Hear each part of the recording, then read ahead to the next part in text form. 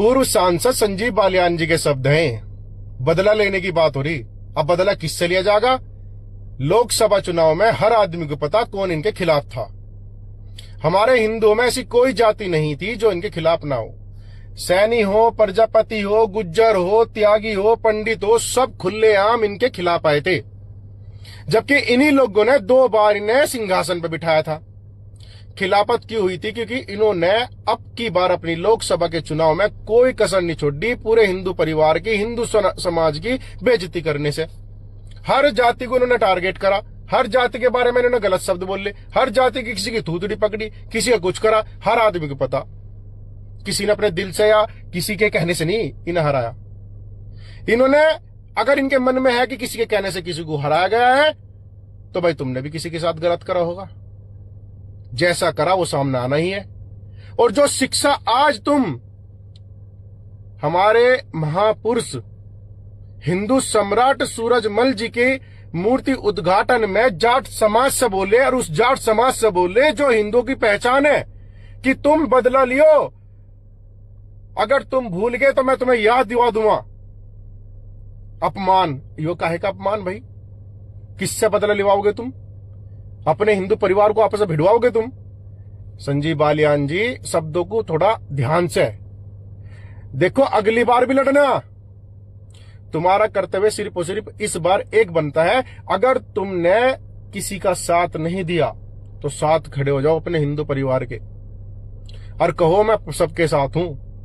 और मेरे से अगर कोई गलती हुई हो तो भाई हिंदू समाज जो है अपना परिवार है, माफी मांग ले करे। प्रधानमंत्री भी झुक के जनता की तरफ को झुक के वोट मांगे करे।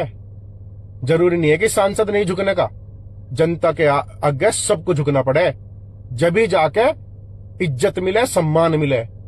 और कोई बुराई नहीं है उस जनता के सामने झुकने की जिसने तुम अपने परिवार का सदस्य मानना।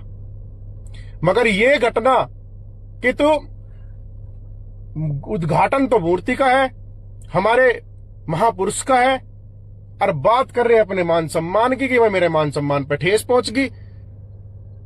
हिंदू जातियों को आपस में लड़वाने की बात, जाट समाज को याद दिलाने की ऐसा नहीं ऐसा करना। क्या जाट समाज में तुम ही नेता रह गए? अरे हम गिनवाओगे कौन है नेता। दिल से मनना है उन्हें हम देख दिखावा नहीं करते उनके नाम का हम।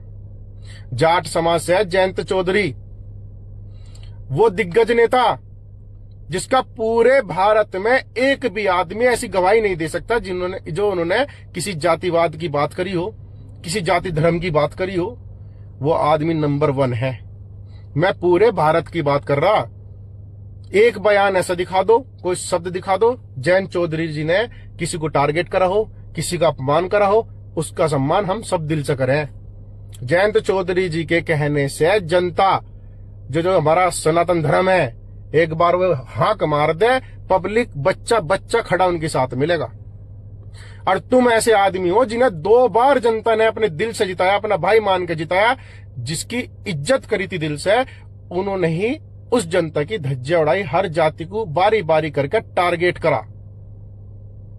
सारी वीडियो हर जाति की आज भी यूट्यूब पे हर जगह पड़ी हुई है तुम्हारी, किस किस का अपमान तुमने करा। इलेक्शन के लास्ट टाइम तक तुमने अपमान करा लोगों का। ऐसा क्या हुआ कि लोग तुम्हारे साथ नहीं थे?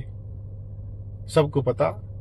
तुम्हें सिर्फ एक ही बात कहनी थी, अगर मेरे से कोई गलती होगी हो तो माफ कर दो भाई, तुम मेरा परिवार हो, तुमने मुझे इस सिंहासन में बिठाया, ये इज्जत दी तुमने मुझे, तो तुम मेरी सब कुछ हो। क्या बिगड़ रहा था? कुछ भी नहीं बिगड़ता।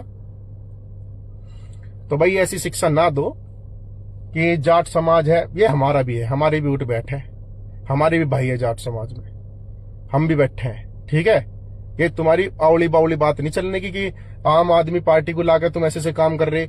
अरे चलो, हमारे भगवान महापुरुष की मूर्ति का उद्घाटन था, उसमें कोई भी आ सके, कोई भी जा सके, सब एक समान बनने जाए उस स्टेज पे, कोई दिक्कत नहीं है। मगर स्टेज पे गिनती भी तो करी जा कर, किसे बुलाया गया, किसे नहीं बुलाया गया।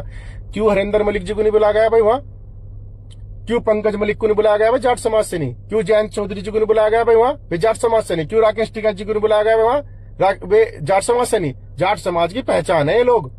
अगर बात जाति की आवे तो इन लोगों ने अपनी जाति का, अपने परिवार का मान सम्मान बढ़ा रखा देश में। वे लोग हैं। चलो मैं क्या इतना झक मारू, जनता सब जन ने, किसने तुम्हें हराया था, किसके बारे में तुम बोल रहे, किससे लड़ाने के लिए तुम कह रहे। तुम्हारा मतलब है हिंदुओं में अगर हर जाति ने तुम्हारा जो है मतलब इलेक्शन में नहीं जिताया, अपमान कर दिया इस तरीके से, तो तुम भी उस हर समाज हर जाति के नेता को हराने का काम करोगे। ये तुम्हारा सीधा टारगेट ही है, कुछ नहीं होने का। यो सनातन धर्म एक है और एक रहेगा, इसे कोई अलग नहीं कर सकता। जय श्री राम, हर हर महादेव।